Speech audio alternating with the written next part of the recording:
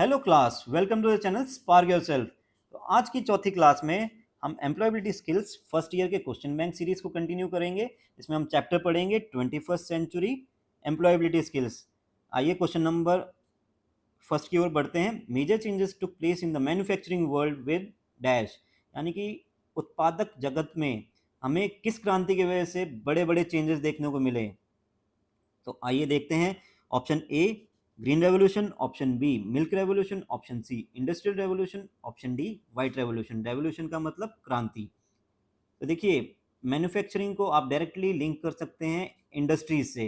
Industries का काम होता है मैन्युफैक्चर करना, इसलिए option C will be the right answer.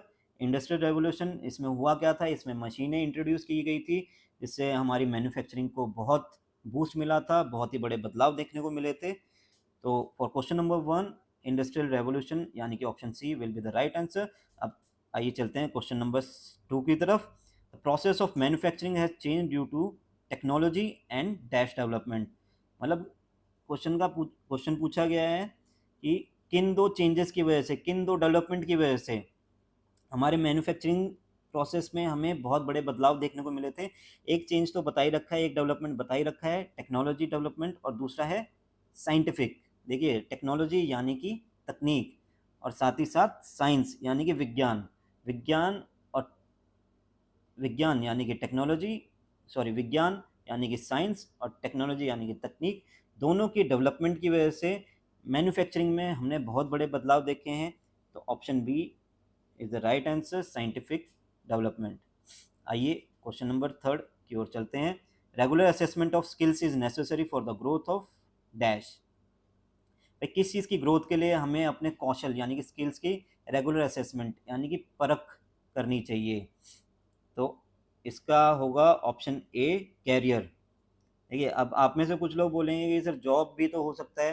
देखिए, जॉब एक छोटा प्रोसेस है और कैरियर एक बड़ा प्रोसेस है।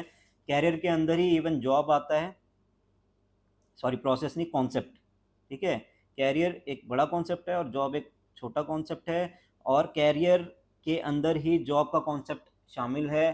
देखिए, कैरियर लॉन्ग टर्म होता है और जॉब शॉर्ट टर्म होता है। जॉब में आपका, भाई, आप सैलरी के लिए वर्क करते हैं, जॉब मतलब काम करना किसी सैलरी के लिए। और कैरियर में क्या होता है, आपका जॉब भी आ जाती है, आपका एक्सपीरियंस भी आ जाता है, आपकी स्किल्स भी आ जाती हैं। तो वही है, आपके कैरियर के डेवलपमेंट के लिए, आपको कैरियर के ग्रोथ के लिए आपको भाई अपने जो कौशल हैं उनको रेगुलरली असेसमेंट करना होगा, उनको रेगुलरली परखना होगा। तो for question number 3 option A will be the right answer. अब आइए क्वेश्चन नंबर 4 की तरफ चलते हैं। Neetu has excellent story telling skills. मतलब नीतू के पास भाई स्टोरिंग, किसी भी कहानी को बताने की बहुत ही अच्छी स्किल है उसके पास। वो बहुत ही अच्छे तरीके से बताती है, लोग सुनने को मजबूर हो जाते हैं। तो क्वेश्चन पूछा गया है what type of intelligence is it. मतलब ये कौन सी स्किल्स, सॉरी कौन सी इंटेलिजेंस हुई इन ऑप्शन में से। ऑप्शन देखते हैं। Picture smart, option B logic smart, option C body smart, and option D word smart. आप जब वर्ड स्मार्ट के बारे में पढ़ेंगे तो उसमें यही बताया गया है कि आपको सेंटेंस को किस तरीके से फॉर्मेशन करनी है, लोगों से किस तरीके से कम्युनिकेशन करना है कि लोग आपकी बातों को सुने, किस तरीके से आपको वर्ड को कन्वर्ट करना है। ठीक है, तो उसमें स्टोरी का भी जिक्र आ जाता है कि आप अगर इस तरीके से स्टोरी सुनाएंगे तो आप वर्ड स्मार्ट कहलाएंगे, यानी कि शब्दों के साथ खेलना, वर्ड स्मार्ट। ठीक है, तो option D will be the right answer और question number 4।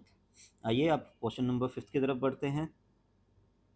Swaraj is looking for internet based slash data entry jobs. What is the most important skill he needs. मतलब स्वराज इंटरनेट बेस्ड जॉब देख रहे हैं या फिर डेटा एंट्री जॉब, मतलब दोनों दोनों में से जो भी मिल जाए। तो क्वेश्चन ये पूछा गया है कि भाई इस टाइप की जॉब के लिए उसके पास कौन सी स्किल्स होनी चाहिए। ऑप्शन देखते हैं। Option A basic computer skills, option B entrepreneur skills, option C beautician skills, option D wood cutting skills. तो भाई कंप्यूटर की बात हो रही है, इंटरनेट बेस्ड, यानी कि भाई इंटरनेट बेस्ड जॉब होती है, कंप्यूटर की जॉब होती है, डेटा एंट्री भी कंप्यूटर की जॉब होती है। तो भाई उसके पास बेसिक कंप्यूटर स्किल्स होनी चाहिए इन जॉब्स को करने के लिए।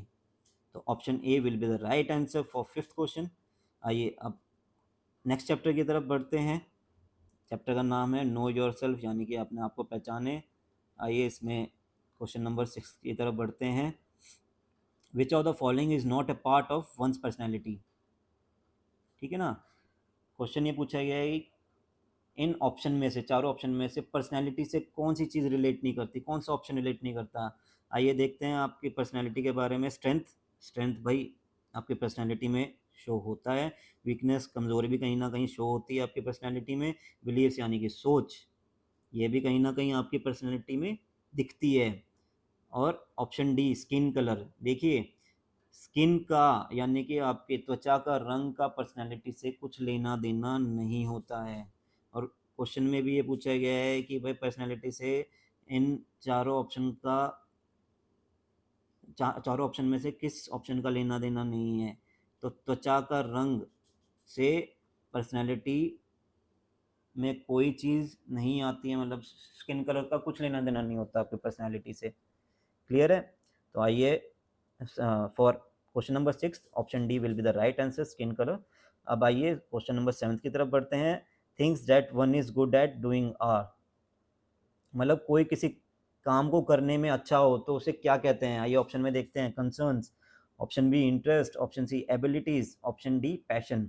देखिए अगर मैं किसी काम को करने में अच्छा हुआ तो मैं सक्षम कहलाऊंगा उस काम को करने में, और सक्षम को इंग्लिश में कहते हैं एबिलिटीज़। मेरे पास एबिलिटीज़ हैं, मैं एबल हूँ उस काम को करने में। ठीक है, तो मैं सक्षम कहलाऊंगा, यानी कि option C will be the right answer for question number 7।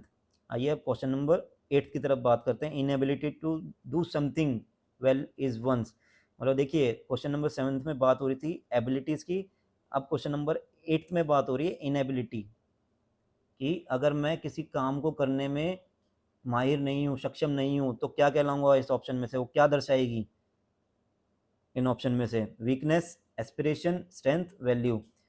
देखिए एस्पिरेशन, स्ट्रेंथ और वैल्यू ये पॉजिटिव वर्ड्स हैं, मतलब एस्पिरेशन चाहत, स्ट्रेंथ यानी कि ताकत, वैल्यू यानी कि मूल्य। अब क्वेश्चन में क्या पूछा गया था कि अगर मैं किसी काम को करने में सक्षम नहीं हूँ तो वो इन ऑप्शन में से क्या चीज़ें दिखेंगी, मतलब क्या चीज़ मेरे साथ मैच करेगी। तो ऑप्शन ए होगा वीकनेस, वो मेरी वीकनेस है कि मैं काम नहीं कर पा रहा हूँ, मैं सक्षम नहीं हूँ। तो क्वेश्चन नंबर 8 के लिए option A will be the right answer, weakness. आइए अब क्वेश्चन नंबर 9 की तरफ बढ़ते हैं। Meena likes to learn music in her free time, it is one of her dash to improve. भाई देखिए क्वेश्चन में पूछा गया, साफ साफ बताया गया पहले तो कि भाई मीना अपने फ्री टाइम में म्यूज़िक सुनना पसंद करती है, और पूछा ये गया है कि इसको क्या कौन सी चीज़ इम्प्रूव करनी चाहिए इन ऑप्शन में से। तो आइए ऑप्शन देखते हैं। Option A logics, option B interest, option C value, option D weakness. देखिए म्यूज़िक सुनना सुनना कहीं ना कहीं मीना का इंटरेस्ट है। ठीक है, तो भाई उसे अपने इंटरेस्ट को इम्प्रूव करना चाहिए। म्यूज़िक गा रही है तो म्यूज़िक उसे बजाना भी आना चाहिए। तो option B will be the right answer for question number 9th, यानी कि इंटरेस्ट। अब क्वेश्चन नंबर 10th की तरफ चलते हैं। बीजो बीजो is not good at MS Excel, with his hard work he learns to overcome weakness and turns them into a dash। मतलब हिंदी में पढ़ते हैं बीजो को MS Excel नहीं चलाना आता, वो MS Excel में अच्छा नहीं है। ठीक है, आगे पढ़ते हैं। With his hard work he learns to overcome his weakness and turn them into, मतलब अपने हार्ड वर्क, अपनी मेहनत के कारण वो अपनी वीकनेस पे काबू पाता है और अपनी वीकनेस को डैश में बदलता है। किस में बदलता है? डैश में। आप ऑप्शन से देखते हैं। Option A belief, option B value, option C leader, option D strength. अब भाई वीकनेस का उल्टा क्या होगा? स्ट्रेंथ। स्ट्रेंथ यानी कि ताकत, कमजोरी का उल्टा ताकत। ऑप्शन डी होगा राइट आंसर, स्ट्रेंथ। वो अपनी कमजोरी, उसकी कमजोरी थी MS Excel, उसको ना आना, वो अपनी कमजोरी पे काम करता है, मेहनत करता है और अपनी कमजोरी को ताकत में बदलता है। Option D will be the right answer. तो आज के लिए बस इतना ही काफ़ी है। आपको नेक्स्ट वीडियो में मिलेंगे। Have a nice day.